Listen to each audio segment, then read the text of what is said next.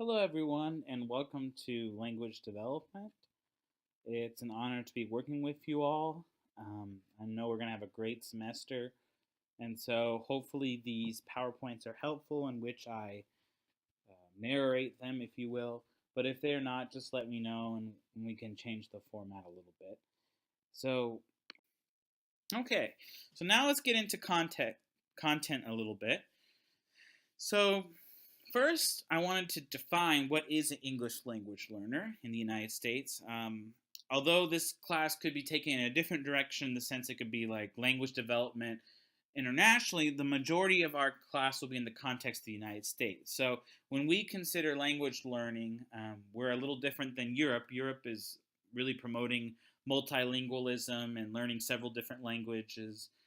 The United States, we do promote learning another language and a foreign language in high school or maybe earlier, but it's not always the main emphasis in our educational system. So what will be most useful for this class for me as an educator is not necessarily geared toward educators of foreign languages, but educators who have English language learners in their classroom who have another native language besides English and are acquiring their second language, which is English. And so focusing on that, defining an English language learner, it's someone who has a native language that is other than English. So at home, they primarily speak a different language than what is spoken in school, English. Second, another definition of an English language learner is someone who is formally participating in an ESL or bilingual educational program. So if you think about it, all students 0 through 4 or 0 through 8 or whatever, depending on what theory you pick, are learning English. So even when I was 2, I was still learning English, even though the only language I heard as a kid was English. I was still learning and developing my English. So technically, if you didn't define English language learner as someone who participates in ESL and bilingual programs, that would mean that I would have been an English language learner, and that's not really what the goal is of this definition. The goal is to not just identify people who are making that huge cognitive effort to learn a second language, but also to recognize their achievements and the struggles that they have to work for, and what we as educators can serve them for. And so in this class, we define an English language learner as someone who participates in ESL or bilingual programs. For example, my nephew, even though his parents speak only Spanish, he is not classified an English language learner because he took the language survey in pre-K and scored high enough on the English section to be in monolingual all English classes. So he's not part of that system. He doesn't have to do TELPAS. His abilities were high enough based on the fact that he heard English from his older brother, he heard English from television and video games, and also when he went to daycare, he heard English from these other students. And so that ended up being enough so that he wouldn't need bilingual or ESL supports. So technically, he's an English language learner because his first language is not English, it was Spanish, but for the definitions of this class, he is not an ELL student that we're talking about because he's not formally participating in those programs. Okay, let's quickly go through the background, the data. As you can see, the United States has a significant number of English language learners, about 10%. In Texas, it's double, it's about 20%. If you look at it, the vast majority speak Spanish as the home language, although we do have significant populations that speak other languages, which you can see. And then something that's interesting is that most English language learner students are not newcomers. They were born here and they're U.S. citizens. So one issue that many districts are dealing with is how can we ensure that our English language learners who grew up in U.S. schools, who have years in U.S. schools, how can we assure that they are progressing in their English ability so that when they're in high school, they're still not in the ESL program, but they're in the regular mainstream educational program. Okay, so let's look at the data, and as an educator, you probably already know or have seen this before, but let's talk about the achievement gap. So achievement gap signifies the difference between the top performing groups and the lowest and lower performing groups. And so in this case, we're using the achievement gap between all students and ELL students. And as you can see, there's about 20 percentage point difference, or 18 percentage points exactly in Texas. So ELLs perform about 18% lower than all students on the STAR. And then if you look at Amarillo and Canyon area where WT is located, it's even worse. It's 20% below how all students perform. If you look at graduation rates, it's also a sad picture in that the majority, especially in our region or Amarillo Canyon, it's nearly 30% difference in graduation rates between native speakers and English language learners. Native English speakers and English language learners. And then if you look at the little star, another thing that's sad is look at the dropout rate. It's double for English language learners. And it's not just because people are leaving to work because they're new immigrants and their parents need someone to earn a living. As we talked about in the prior slide, the vast majority of the English language learners in the U.S. are native born. So they've been in our schools. So they're leaving school, and not some of them are leaving school. The vast majority are not leaving school, but some of them, and at a greater rate than all students on average, some of them are leaving school for other reasons. Maybe they feel like they're not getting enough support from their teachers. Maybe they're struggling academically. Maybe there's other different issues on hand. So we'll talk about that in this class, but I think it's very important to always have that in our minds that we are trying to improve and eliminate basically this achievement gap so that all students can learn and all students succeed at equal levels and at high levels. We don't like to see it where nearly 5% of students are dropping out. That's a number we really want to get almost to zero or to zero. That's what I would hope. The next set, we're not going to talk too much about global bilingual programs and global trends in bilingual or ESL education, but I just wanted to show you, if you look at this, the dark blue is the first language spoken, the native language, the number of native speakers, and then the light blue is the second language speakers.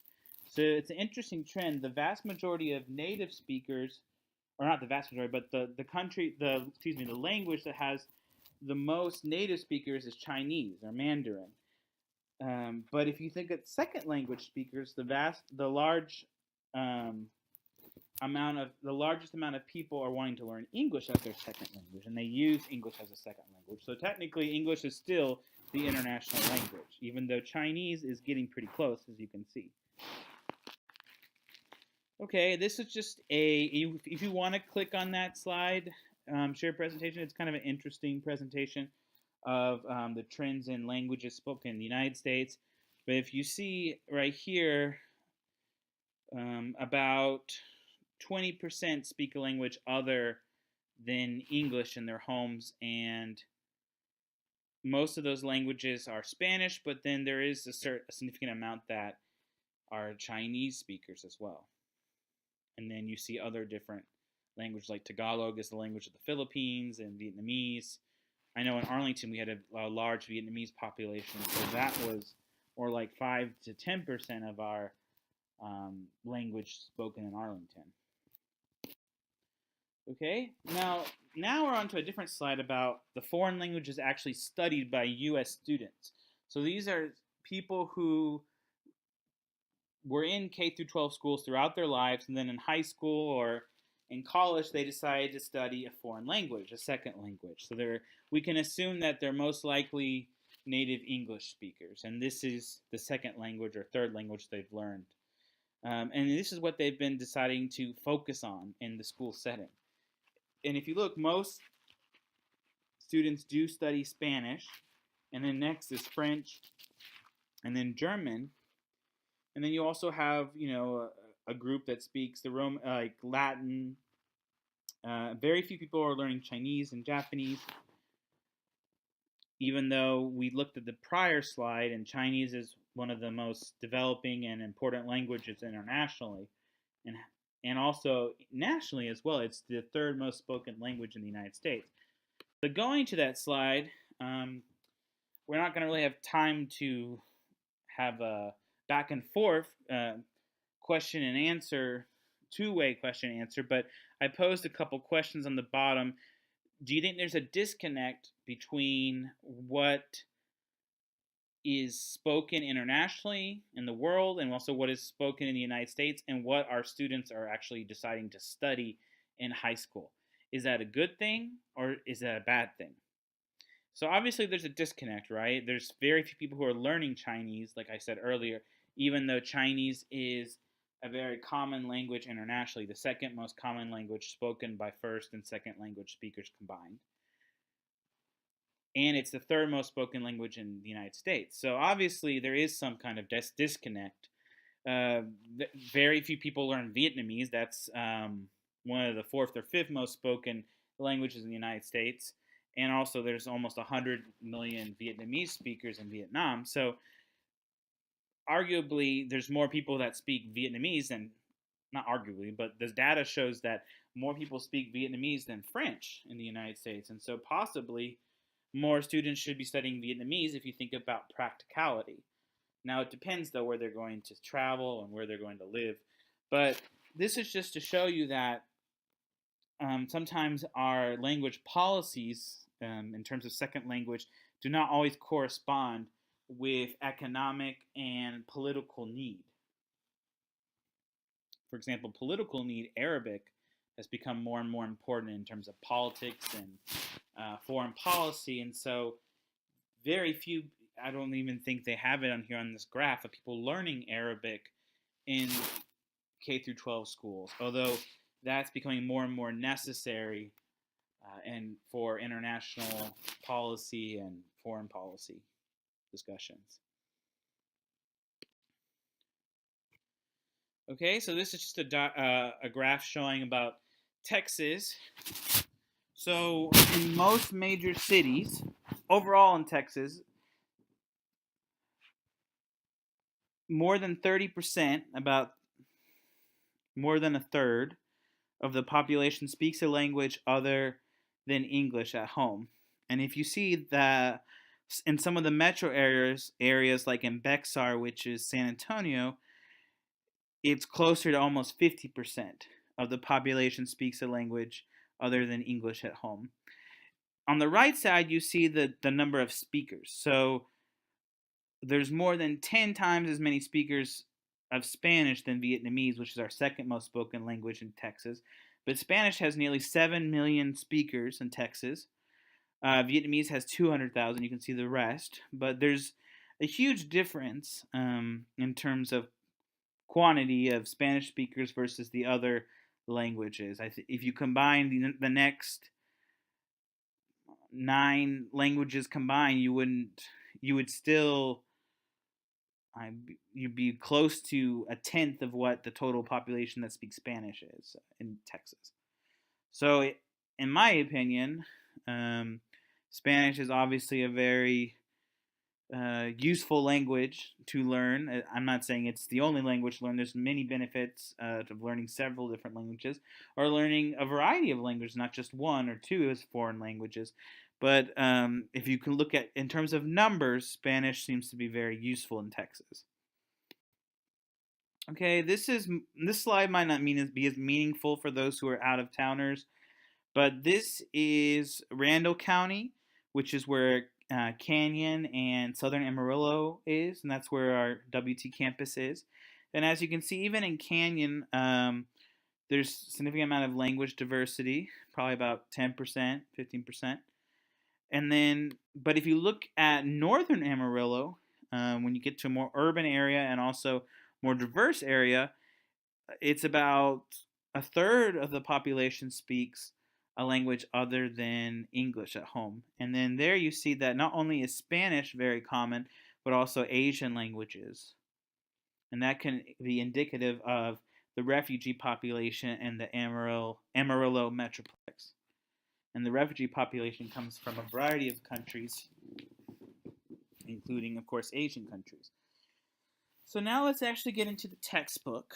So Baker, the first chapter has a lot to do with definitions of bilingualism and conceptions of bilingualism. And so we're going to address all of these because they'll be a good background knowledge for what we're going to learn later in the chapters and in our course. Okay, so with Baker and his definitions, you can see that they first start with individual bilingualism versus societal bilingualism. And so that just shows you the different conceptions. So if you're looking at, obviously, the individual focus, the individual in mind, the individual student, you're looking at their individual bilingualism. And then societal bilingualism is looking at trends in bilingualism across communities. Language ability, that is how we're going to define how someone's proficiency or competency in a language is, their level. And so we talk about their abilities based on the 4 different domains of language, which are reading, writing, listening, and speaking. All right. Then the next definition is about language use. So we're going to consider how people use language, what contexts and what situations does a person communicate, and in what language. Also, we consider the type of language they'll use. So casual versus academic language, for example. Next, we look at ability. So for productive competence, that means that if someone is bilingual and can learn well in both languages, but not only learn both languages, but they can actually produce an output. They can make an original thought conveyed through communication. So they can, and this way we define it as speaking and writing, right? Because when you speak and when you write, unless you're just literally repeating what has already been spoken or written, in general, that person is creating some kind of original thought or original concept that they're conveying to other people. Then they talk about passive bilingualism with receptive ability. So it's just like a passive person by nature. A passive means you're not actively doing things. And so a passive bilingual is someone who can pick up the language, can understand it a little bit, can read in that language, but they can't really communicate their own original thoughts in that language. They revert back to English or to whatever language is the dominant language that they are used to speaking in. Domains of language. So we talked about the different domains in terms of telepath, reading, writing, speaking, and listening. But also, domains can also mean in terms of the setting, like the situation where the language is used. Often we use the word context of language. Another thing to notice is that the term dominance in a language. So dominance is just like the word sounds, it's one stronger than the other. And so that's, in this case of language, it's when one language has a stronger capacity, and a person has a stronger capacity in one language than in another, their second language or third language or what have you. It's their stronger language. Next, they also define there's different stages or types of bilinguals. So you have infant bilinguals or infant bilingualism or simultaneous bilingualism, and that is when people are learning 2 languages, but they've learned it from birth. Often they have one caregiver that speaks only one language and the other caregiver speaks another language. And then those people continue to learn both languages all the way up to adulthood. So that's infant bilingualism. And then consecutive or sequential bilingualism is a sequence in the sense that your first language is your home language that you learn from your parents. And then after about the age of 3 or whenever you start formal schooling, that's when you learn your second language. So it could be at the age of 3 or it could be later in high school, for example. So most people in the United States are sequential bilinguals. They learn their home language at home, and then in school, they learn English. And so those are people who are English language learners. But then if you are a native English speaker, same thing. You're learning English at home, but then maybe you learn your second language in the school setting as a foreign language. Then they talk about the stages of bilingualism, or the levels of bilingualism, if you will. And as an incipient bilingual is someone who's developed their first language very well, but they're just beginning to learn a second language. These are people that are just learning how to communicate, do introductions in a second language, maybe say some basic common phrases that are useful for maybe being a tourist, or just just being able to navigate where is the bathroom, where order food in another language. But those are incipient bilinguals. And then ascendant bilingualism is the concept where your first language is well developed, and then your second language is developing rapidly and at an impressive rate, and it continues to do so. The opposite is recessive bilingualism. This is when someone's second language that they learn, they're often people who are learning the dominant language, that's their second language. So let's say an English language learner, if you will. Some English language learners, unfortunately, develop English very well, their second language, but then their ability to speak in their first language becomes somewhat recessive. It becomes diminished. So they end up shifting toward speaking only English, or only reading and communicating in English. And so that can be an unfortunate phenomenon for people, because not only are they losing that benefit of being able to communicate in both languages, I mean, there's obviously economic benefits of communicating across the world and internationally, but also the cultural benefits of language. Arguably, those people are losing important cultural connections to their heritage by, unfortunately, having a recessive ability in their first language, their native language, their traditional language. Okay. The next point that Baker points out is that culture and language are different. They often someone can learn more about culture through language, and language is a demonstration in many ways of a culture, and culture influences language, but just learning a language does not necessarily mean you're learning the culture. And so Baker points out that especially like in elite prep schools or whatever, where people do become pretty fluent in a second language, they're not necessarily becoming fluent in that culture. So if you actually, when they go study abroad, or when they end up moving to those other countries, they still have some issues communicating because they do not totally understand the culture, the traditions, and the idiomatic, the expressions that are unique to that language. And then there's the idea of bicultural competence, which is the idea would be to be both bilingual, where you speak both languages, and also biculturally competent.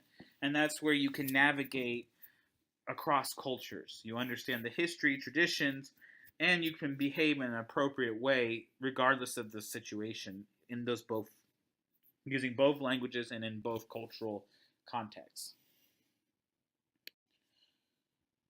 So there's different types of contexts in which language is learned. An endogenous context would be a bilingual community that is very established. There's a significant number of people who are speaking that language, and that you can hear both languages spoken, or more than one language spoken in the community. And so this is obviously a positive situation for many bilinguals, because in this way they can assure they're preserving their native language while also being able to learn the dominant language and the academic language of English.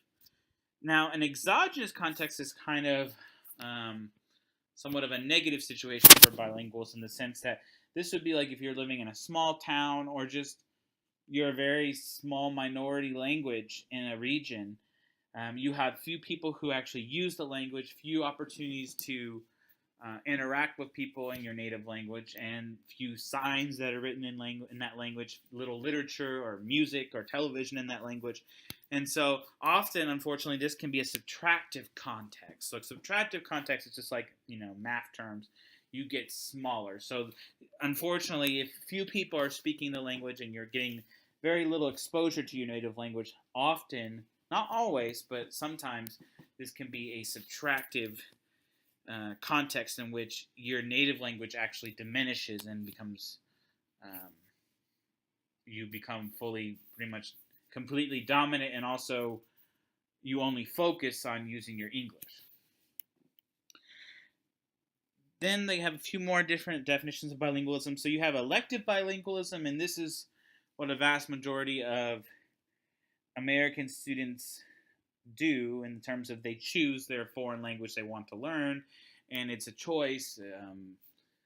They can always opt out or choose something else. And so these are people who have the option and who have the ability to decide whether or not they want to learn another language and which one. The opposite would be circumstantial bilinguals. And circumstantial bilingualism is what most English language learners and most immigrants face in the United States. So a circumstantial bilingual is someone that ends up becoming bilingual just out of necessity. So these are people that need to learn the second language, the dominant language in a society, for business, for professional work, for academics if they want to pursue an education in that country. So these are people that are almost compelled, if they want to be citizens that fully participate, or residents that fully participate and have the equal economic and legal benefits as others. They feel obligated almost to learn the dominant language, because if they just stuck to only their native language, they would be very isolated and it would have limited opportunities. In this context, the circumstantial bilingualism, it can be recessive depending on the age of the person, because theoretically, if you're a young immigrant to the United States, let's say you come to the United States at 10 or something, and you feel obligated to learn English, you might eventually lose your ability to speak your native language. And out of circumstance and out of obligation to better yourself, you're learning English. But unfortunately, it can be a subtractive situation that your first language ends up decreasing, and your proficiency of your first language is lowered. So, talking about functional bilingualism, those are the contexts and purposes that individuals use both languages. So, talking about functional bilingualism, there's two aspects. You have language targets, and you have language contexts and domains. So, language targets are the people with whom you communicate. So that could be family, friends, professors, what have you. The language contexts are the situations where you use language. For example, do you use it at your work? Do you use which language do you use when you go shopping? Which language do you use when you're listening to TV? Or which language do you listen to TV in? So the context is the situations. I'm giving you an example of my own context. Like I said, I'm bilingual in English and Spanish. So first I started with my use of English. And so I first listed my language targets and my language contexts. So for my language targets, I use English with my family, my parents, my American friends, my neighbors, because I live in a primarily English-speaking neighborhood. I use it for business in terms of my real estate agent, or with people who help provide customer service at the bank or what have you. And also when I'm doing government transactions, when I'm communicating with police officers or secretaries or lawyers, whoever, if I have to do that, I'm doing that in English. And then with my coworkers and my boss, I'm also primarily in the U.S. university academic setting using English. So those are my language targets, the people who I communicate with. Then next is the language context. And this chart is not meant to go from left to right, it's just meant to go from up to down. And by that, I mean that the language target in this chart does not have to link to the language context that's on the same line. So look at number 2, like American friends. So my language targets American friends, but my purpose for communicating with my friends is not for shopping. Or same thing with number 6, customer service agents. My purpose for communicating with customer service agents is not so I can read the newspaper. Okay, so language targets are its own category, language contexts are its own category. They can interrelate, but just the position in this chart does not have to be left to right correspondence. So going into language context, this is the situations I use language. So socially, shopping. So I use English primarily for social purposes, for academic purposes, work purposes. When I do my research, I'm still dominant in my first language, English, so I do my research in English. I write primarily in English for my academic papers. And so I listen to TV primarily in English because it's just easier, and I'm used to the American culture and American TV shows and everything like that. Let's switch now to Spanish. So I'm also fully, in my opinion, bilingual in Spanish. I'm proficient. I can communicate well, and I don't have trouble with communication. So if you look at my language targets, it's a little interesting. So my girlfriend is a bilingual person, but she is also an English language learner. She came to the United States about 6 years ago, and she learned English, and she still is learning English and improving in English. She's an ascendant bilingual. Her bilingualism is improving daily, and I'm very proud of her for that. In the beginning, we primarily communicated in Spanish, but we still communicate in Spanish often. I would say about 50-50. So I included that as part of my language target. My girlfriend's parents are passive bilinguals. They can understand some English, but when we communicate, it's all in Spanish. I have friends still from Ecuador and from other countries that I've met along the way, and so when we're just socially hanging out, I communicate often with them in Spanish. If I go to Latina or Latino neighborhoods and I'm going to stores that I see the vast majority of people are communicating in Spanish, I often will communicate with storekeepers or customer service agents in Spanish. And then for people I know who are bilingual, like bilingual coworkers or the parents of my former students that contact me and ask me for advice for their children or just want to stay in touch, we communicate in Spanish because they are new. In general, they are pretty new to recent immigrants, and their dominant language is still Spanish. And then also with contractors, kind of for business purposes, when I've remodeled a couple houses and made contacts with some contractors, and then we primarily communicate in Spanish. So let's look at the language context, my purposes for using Spanish. So I use it for social, communicating with my girlfriend and her parents, shopping at Latino stores, teaching or work in terms of communicating with bilingual parents. I like watching movies in Spanish. And music, I listen to, I would say, about equal amounts of music in English and in Spanish. And so for audio media purposes, I use Spanish a lot when I'm passively listening to music. And like I said, business purposes in terms of remodeling my houses, I've used Spanish for that. Okay. This activity we're going to skip. I did it with another class, but since we're all online, we don't really need to do this right this second. We're going to kind of do it more on the discussion board, so let's just skip that. Let's go into the different language abilities. So once again, there's 4 language domains, which I'm sure you're probably familiar with telepass. There's listening, speaking, reading, and writing. And it's kind of, you can't really see it. It doesn't perfectly line up. But basically, going back to receptive and productive skills. Receptive is, once again, receiving or passively getting the information, and then productive skills is when you're physically producing new and original thoughts or ideas and communicating them to others. So in literacy, excuse me, I guess you can't. This is mixed up. I'm sorry about that. But oracy is actually oral language, so it doesn't correspond with this chart very well. But oracy is actually listening and speaking.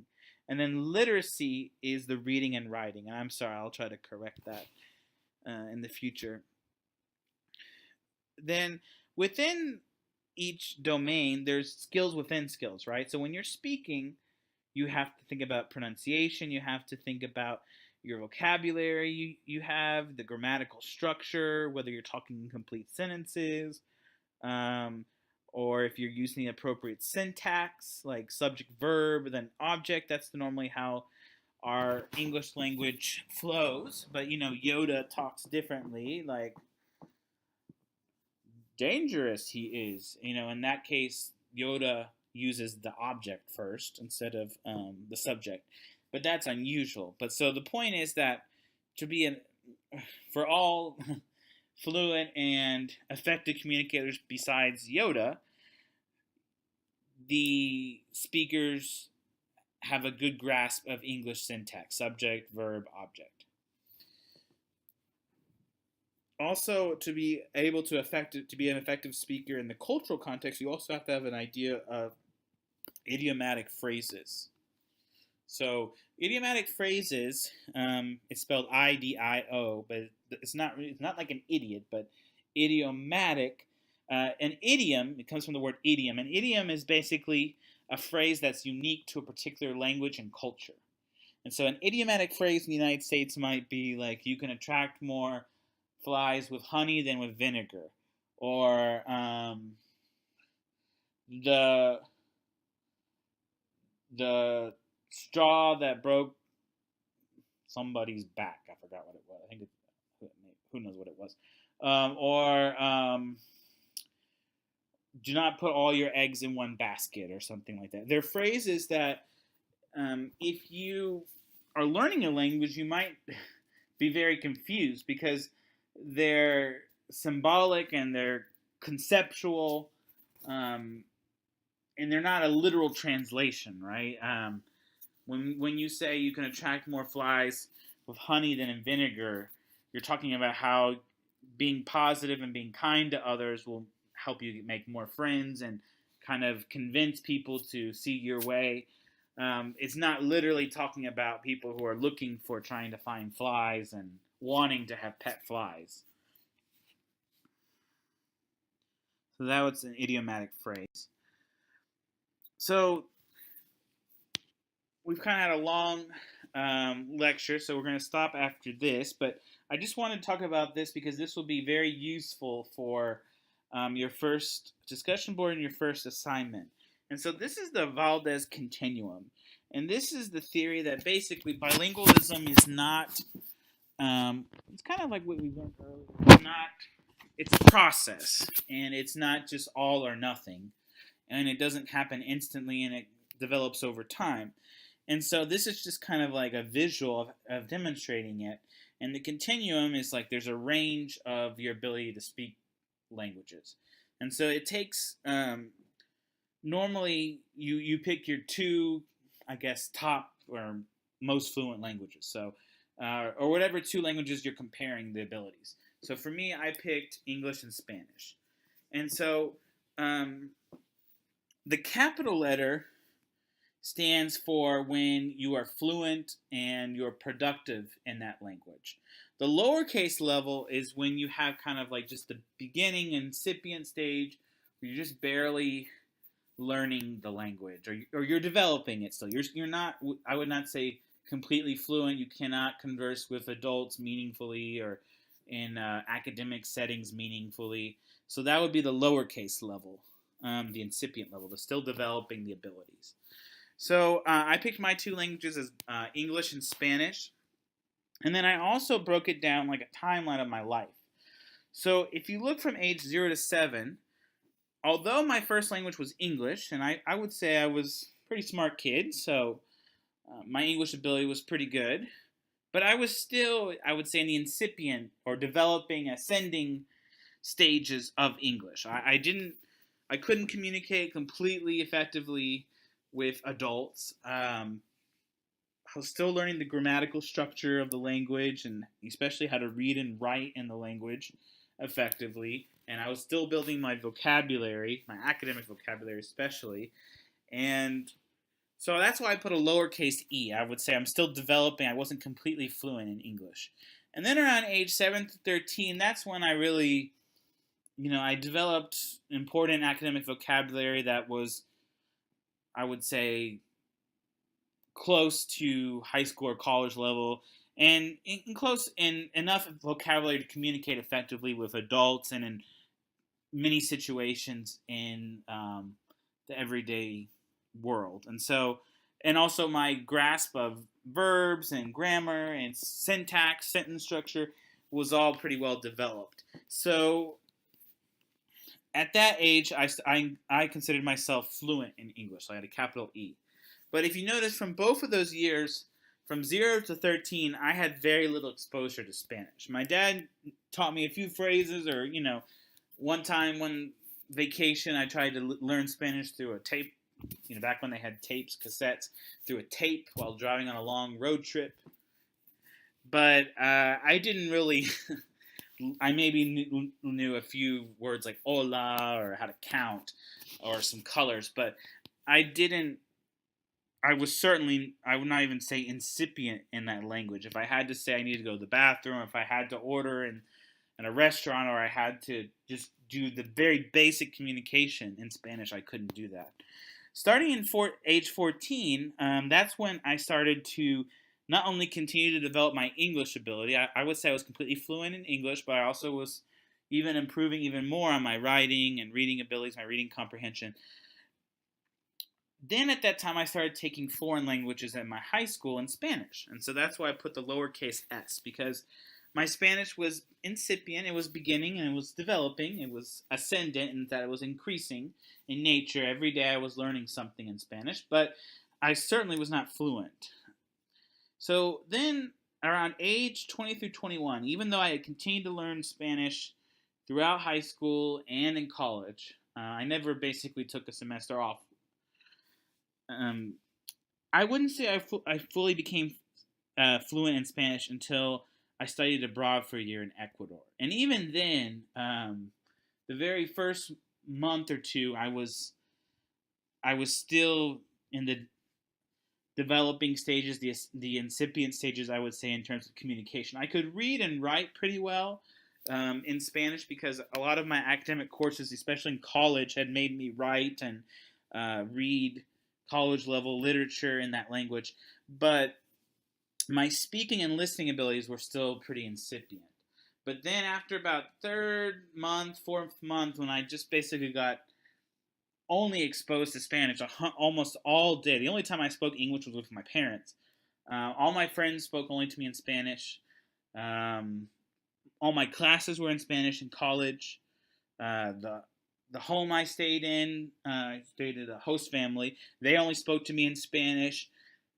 Basically, almost, and I would listen to music only in Spanish and read only in Spanish. And so I would say about 90% of the language that I used in Ecuador was Spanish. And so eventually, I would say I became fully fluent and bilingual in Spanish.